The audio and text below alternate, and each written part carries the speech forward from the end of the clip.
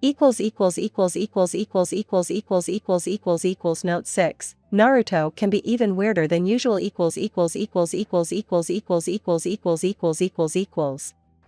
People of the time, a man living for another.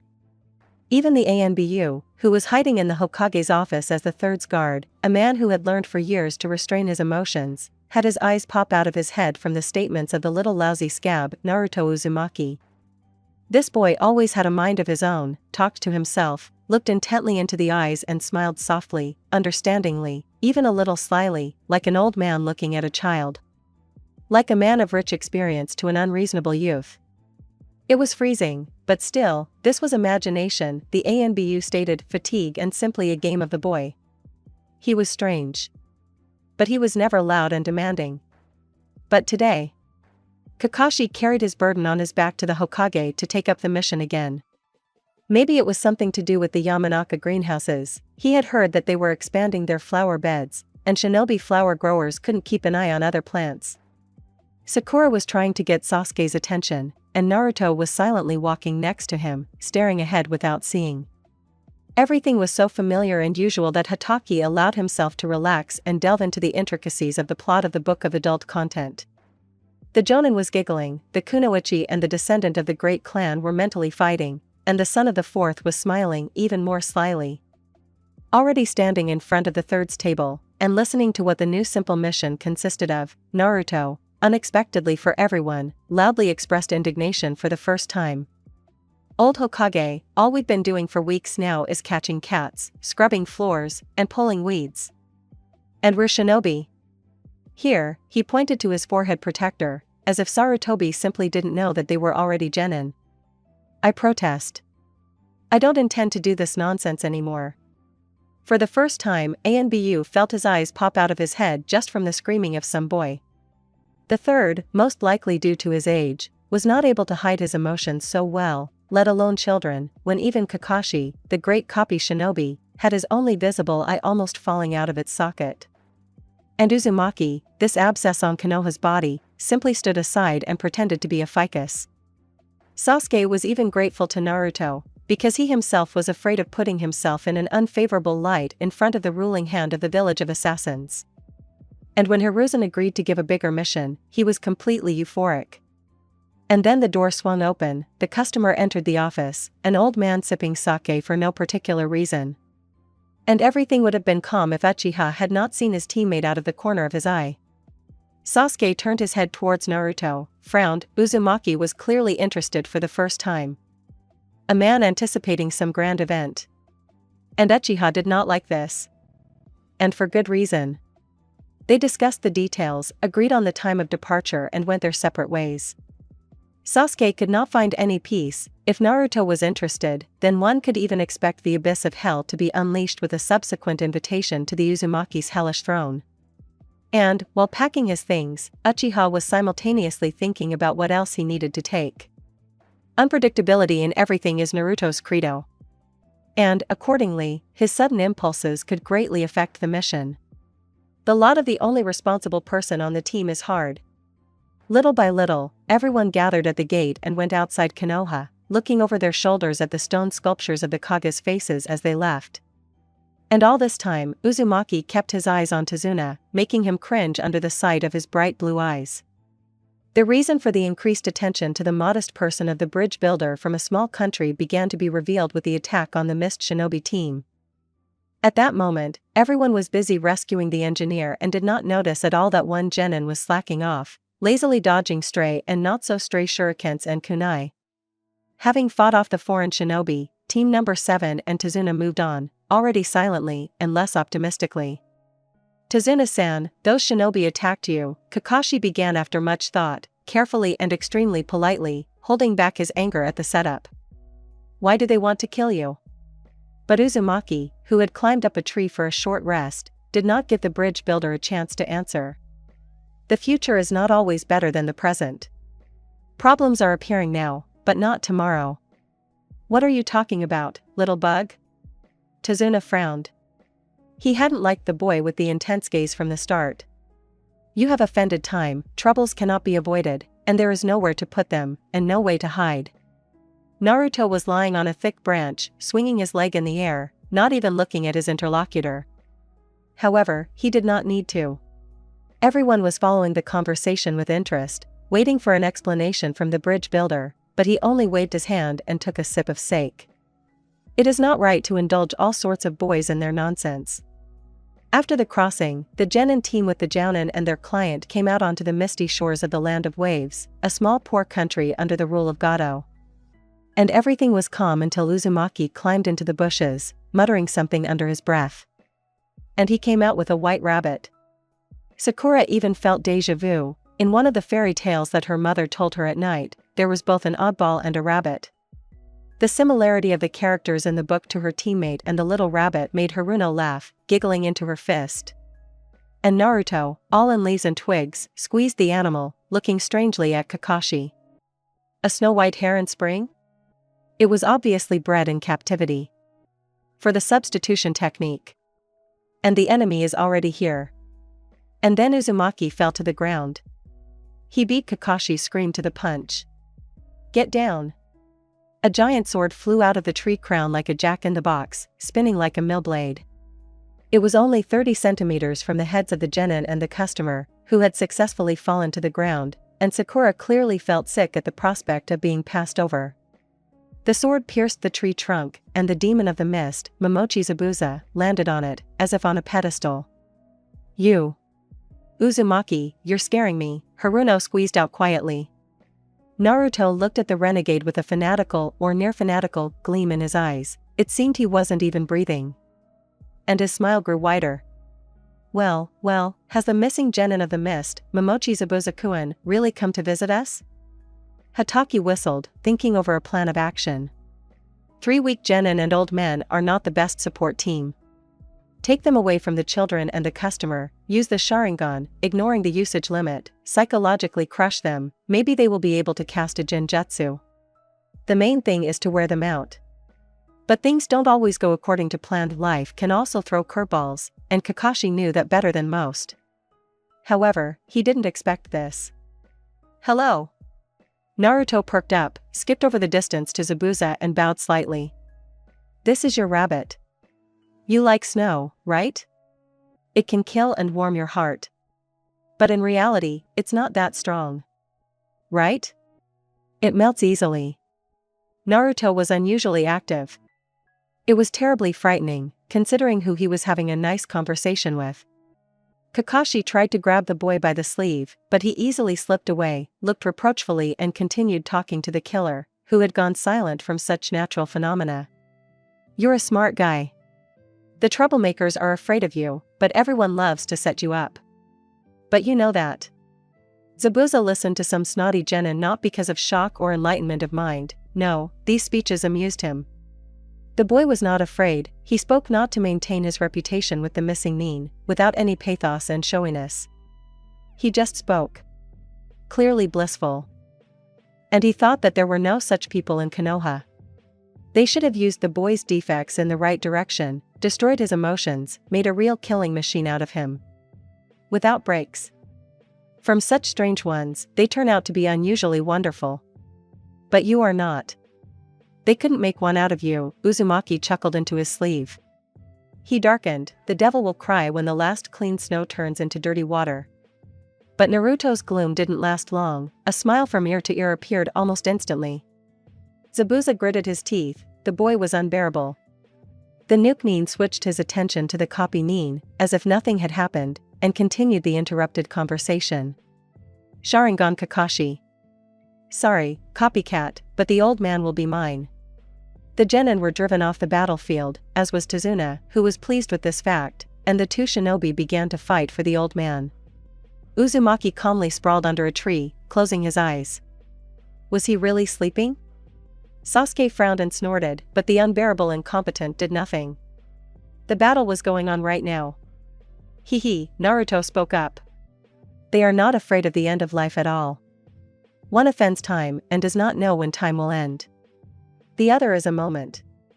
No future thoughts, no past attachments.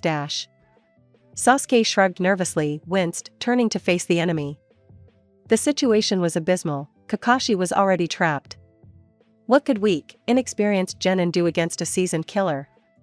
It seemed the best way out was to surrender. They could try to hide, but it was not a fact that Zabuza would not kill their sensei and give chase during that time. Besides, the old man would not be able to keep up with yesterday's academy graduates. After thinking logically, Sasuke came to the conclusion that it was useless to try and protect the customer. But he forgot about the fool Naruto. And in vain. Let the teacher out, please. Momochi did not expect such twists and turns of fate. Years of endurance training worked wonders. Not only did he not flinch from the unexpected person appearing behind him, but he also threw a dozen shurikens at the impudent boy. What is he doing? Sakura suddenly said loudly, watching this scene in shock. And just as the shurikens seemed to have reached their target, Uzumaki disappeared. As if he had dissolved into thin air. How did he learn to do this? Hee. Haruna was no longer surprised by Naruto's sudden appearance behind her. She turned her head slightly in his direction and commanded in a deliberately harsh tone. If you can, help Kakashi-sensei. She had no doubt that he could do it. Uzumaki already seemed like a fairy tale character. He had inexplicable strength, he was strange, and it seemed like he would never die. Naruto smiled widely, closed his eyes, ruffled his hair on the back of his head, and nodded slightly. And Sakura felt a weight lifted from her soul. They would manage. If he didn't say anything, it meant everything would be fine. He whispered to Sasuke, and during the conversation Uchiha looked askance at his comrade incredulously, measured the distance from the Avenger to the water's edge and steps, stood in the middle, with all imperturbability raised his nose to the sky, smiling again. Only not usually softly, but slyly, even nastily. He abruptly lowered his head, already drilling Momochi with a glance from under his brows. Zabuza grinned, casually beckoning the obnoxious boy to him. And Kakashi was quietly horrified. He tried to prevent the coming meat grinder, but, obviously, to no avail. His students were too willful, not yet broken by the realities of life, with childish stubbornness following their morals and an incomparably huge sense of justice. They did not even think about the worst consequences. It was so nice to be a child. Their worldview clouds their vision, refracting the picture of the world according to their own laws and orders. And it tends to change from any little thing. Not like adults. And now these children were trying to do the impossible. What always surprised Kakashi was that it was a child who could turn the world upside down, starting from a simple I want. For them. There is no I can't, it's forbidden, they are not faced with a strict must. But that's for now. Until they take on more complex tasks. But now, nothing is impossible for them. True, they don't know yet that they change the world with every word, movement, small decision. Children are more powerful than established adults. All doors are open to them, they are free to choose their own path in the fog. To turn or to push through. All that is needed is persistence. And now 3 children could very well perform a miracle. Or Kakashi simply convinced himself of it. Sasuke glanced at Uzumaki's back once more, shrugged and twirled the shuriken in Fuma's hand, fixing the folding blades at right angles in one motion. He chuckled as usual and threw it at Zabuza. Of course, the failure of such an attack would have been striking like a poisonous green spot on a black background, if there hadn't been one thing. Momochi had lost his vigilance and underestimated the children's cunning. And he didn't notice the shuriken, hidden in the shadows, right away. But when he wanted to deflect it, the kunai blade collided with an obstacle. The shuriken disappeared in smoke, its place taken by that same annoying blonde child. He defended himself with a kunai, smiled amiably, and pointed with his eyes at his free hand. The senbons, clutched in his fingers, flashed dangerously, clearly smeared with something. Damn boy. The missing nin hissed, recognizing the need to interrupt the prison technique. The other hand painfully squeezed the little bastard's wrist. The demon of the mist grinned bloodthirstily, the crack of breaking bones was heard. But, to Zabuza's amazement, the boy did not even wince. Only the smile was replaced by a slight incomprehension. He turned over in the air, preparing his leg for a blow, but Momochi let him go. Naruto landed on the shore, not seeing the continuation of the fight between the 2 jounin, looking at his broken wrist with a fair amount of surprise. Naruto, are you in pain? Sakura quickly jumped up,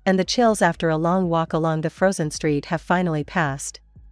My evenings are so vanilla. It's a pity that dried striped fish, such a fish, remind us of their existence only with stubs of tails. For those who want something summery, fun, cute and about the sea, I recommend the anime Suratama. The Joys of Fishing. At least I watched it in one go and without facepalms, which is already rare. It's a shame that there are only 6 fics in the fandom, and only one is not yaoi. I understand everything, as many as 4 guys as the main characters, but this story is about friendship. PPS http://ficbook.net/readfic/160494 My new FIC. About Naruto the ghost, who remembers only his name. Neither his life before death, nor, actually, hers. Some semblance of a detective story. I advise you to take a look. Also mysticism. And although the theme is hackneyed, I think there is a twist. Note 7. Naruto is an idiot, added by Sasuke.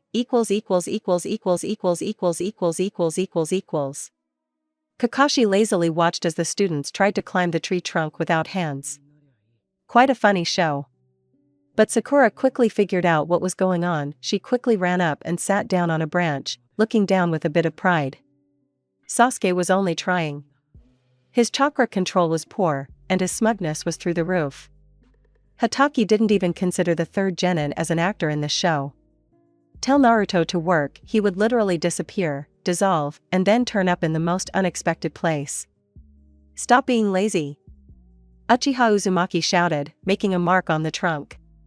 Only a centimeter higher than the previous one. Don't bloody eyes feed on feelings?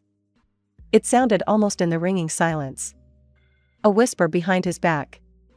Sasuke turned around abruptly, but Naruto was standing next to Kakashi. He scratched the back of his head, smiling stupidly. Having overcome the unpleasant sensation under his shoulder blade, the Uchiha climbed the tree again. But the result was already worse. Uzumaki had completely ruined the mood. Sasuke, irritated, finally went berserk when Kakashi started to urge him on. He didn't like to retreat, and when the team headed back to the bridge builder's house, the genius stayed behind. In the twilight, the forest seemed even more frightening. And his loneliness even stronger. The moon dimly illuminated the treetops, not allowing darkness to completely take over the world at this hour. The Uchiha sat down heavily on the grass, clutching the kunai until his knuckles turned white. How would he take revenge on Itachi if he was so weak?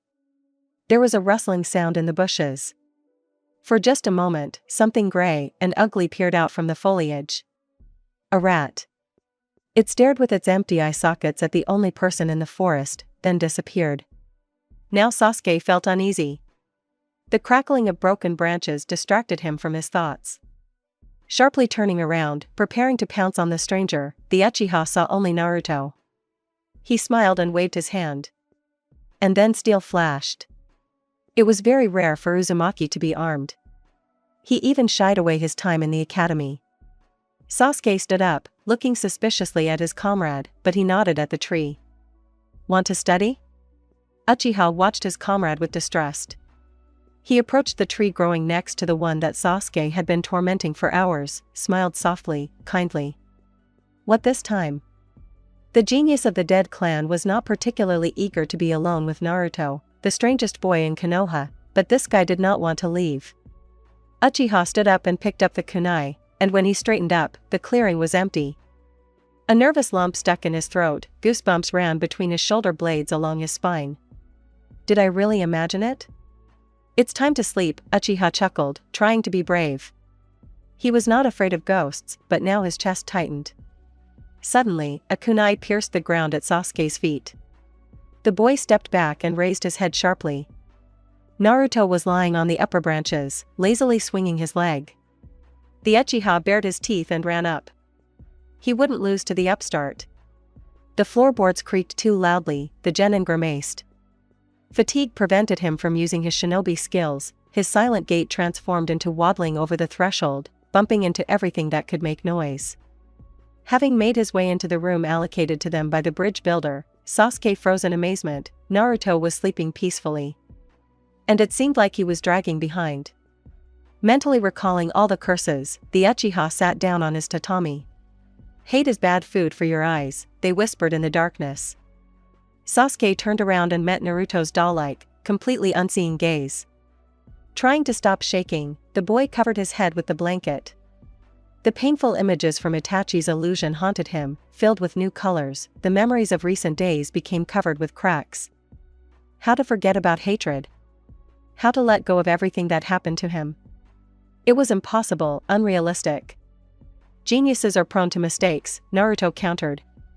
To forget about revenge is to lose yourself. To destroy, to trample into the dirt everything that was put into the concept of family.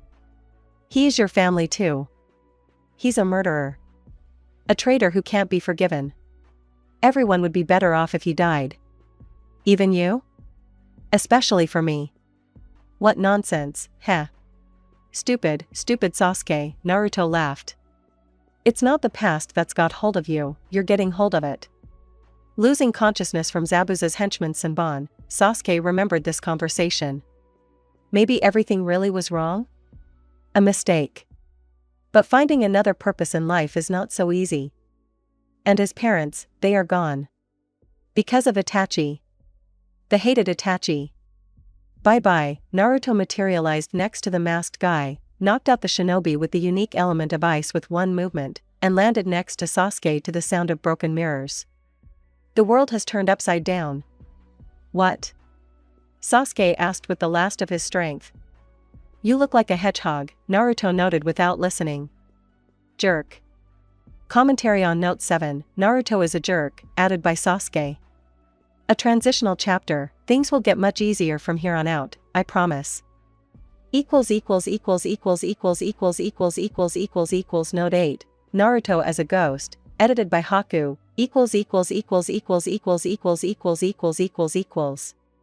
Commentary on Note 8, Naruto as a ghost, edited by Haku. Promised? Fulfilled, laughing face. Enjoy. 3. Sakura, standing next to the old bridge builder, peered into the fog, hoping to see Sasuke alive and well. She was nervous, tugging at her pink locks and stamping her foot from excitement and impatience. The old man was silent, his head bowed in understanding. But the sound of broken ice interrupted everything. A rumble passed through the bridge, even the fog could not hide the consequences of Naruto's appearance. He stood in the middle of the fragments, Sasuke was half lying behind him, and Haku was trying to get up under his feet. He thinks you're too kind, Naruto smiled, walked over the shards of mirrors, stopped and inhaled the frosty air. Weapons, weapons, living weapons. But how so? You're a human. Shinobi, the mask crumbled, hair tangled. Blood ran down the chin.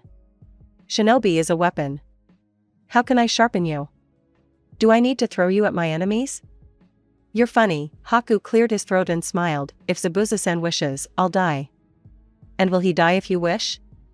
The fog around him seemed to have grown even thicker, and the frost surrounded him from all sides. The boy's dark blue eyes, not blue as before, stared blankly at Haku. If it weren't for the years of training, hundreds of murders, and the pain in his head, he would have felt uneasy. As if Naruto held the world in the palm of his hand. As if he wanted, he could cover it with his other hand. As if he could wipe anyone off the face of the earth at any moment. But Haku knew. He couldn't do that. Psychological pressure, the effect, the subconscious control of other people's emotions. But was it possible at that age? Haku didn't know. Either the boy was a genius, or he was truly crazy. Don't you dare say such things about Zabuza-san. Will he die if you wish? Such a difficult question, a hated question. A question that is not worth paying attention to, but somehow ended up under the spotlight. Haku would like Naruto to disappear, to evaporate with the fog, and his soft smile to be an illusion. It would be better that way, calmer, warmer in the soul. There would be no soul-torturing questions, piercing gaze and condescension in every feature. Disappear, Naruto. Just disappear. And he disappeared. Like everything around him, like the fog and the blood on his chin. The last piece of the mask fell onto his open palms, scarred by long training, the wind ruffled his tangled hair. Haku, as if hypnotized, looked ahead, where the pink-haired girl remained with the old man. She was hugging the Uchiha and crying with happiness. And this pierced his soul. "Where is Zabuza-san?" The wind brought with it an indistinct whisper, as if it ran a palm over Haku's head, stroked his cut cheek. The copy ninja joined the trio, bruised but happy. And there, in the distance, lay a body in a pool of blood. The heart skipped a beat, the lungs filled with lead. "Zabuza-san!" The scream sounded as if from under the thickness of water. Stunned, scared, like a little boy, like the orphan he used to be, Haku ran, leaving behind shards of ice mirrors, forgetting about the soft smile and condescending look. It didn't matter anymore. These were trifles, nothing. A couple of meters from the body, Haku fell, but continued crawling towards Zabuza. With trembling hands, he checked his pulse. Thread-like, very weak. "And what are you going to do?" The calm, damn calm voice of the boy behind him. Haku wanted to paint the kunai red for the first time. "I will save Zabuza-san," he answered confidently, without looking at Naruto. "Then why are you staring? You can interfere." Naruto laughed. "Really? Here they are, yes." And he pointed to the crowd of mercenaries that Gato had brought with him. 5 minutes. That's how long it took to kill a traitorous drug dealer and his loyal dogs. A powerful ice technique, madness replacing grief, and Haku is once again kneeling before the only person dear to him. "Why are you crying?" A voice, unknown whose, cut through the thickness of the water. Haku didn't even think of wiping away the tears mixed with someone else's blood. "Stop it." But Haku couldn't. There was a rustling sound from the side, and a shadow slipped behind him. Suddenly, Zabuza's hand yanked the boy's body towards itself, and Haku found himself on the cold ground. Hot drops slid down his cheek. Blood. The stern gaze of familiar eyes and the long sword sticking out of Zabuza's chest. Everything around him went blurry. Hopelessness paralyzed him, grabbed him by the throat, strangled him like a helpless kitten. "He committed suicide for you." "Shut up, shut up, shut up. For the love of all the gods, shut up. Don't get lost, living weapon. Or are you still a man?" Haku lay for a long time on the bridge in a pool of someone else's blood next to the body of the person dearest to him. The rain, as uncontrollable as Zabuza, poured for the rest of the day. Weapon, man, beast, what difference did it make now? But something held him back. Maybe a condescending look and a soft smile? This crazy boy who knew everything and even more, his team who did not understand all the danger, positive kids without a bloody trail behind them. They were so independent, irrepressible. Happy. Haku wanted to be like that, but he could not. He was held back by the pain of the past and affection for Zabuza. But everything was dead long ago. Rotted, rusted, crumbled to dust and scattered throughout the desert of the soul. So run, you stupid fool, you'll still have time, time won't hurt you anymore. Haku grinned, giggled, bit his lip and laughed at the top of his lungs. His nerves were shot to hell. The pain he had long suppressed burst out of his body along with a barking, hoarse laugh. The uncontrollable force of the elements froze the blood and water around him, and Haku, lying in the middle, rolled over onto his back, turning his face to the rain. This was insane, this was stupid. This was betrayal. But for some reason, for the first time, he wanted to live for himself. For Zabuza, for his mother. Not as someone's weapon, but as an ordinary person. Naruto sneezed and looked sideways in surprise. Something went wrong. "What?" Sakura looked out of the tent. "Did you say something?" The boy, who wanted to say something, sneezed again. "Oh my god, have you caught a cold?" "That's all we need." The girl rummaged around in her bag, while Uchiha looked skeptically at his teammate. "Do crazy people get sick?" "A cold?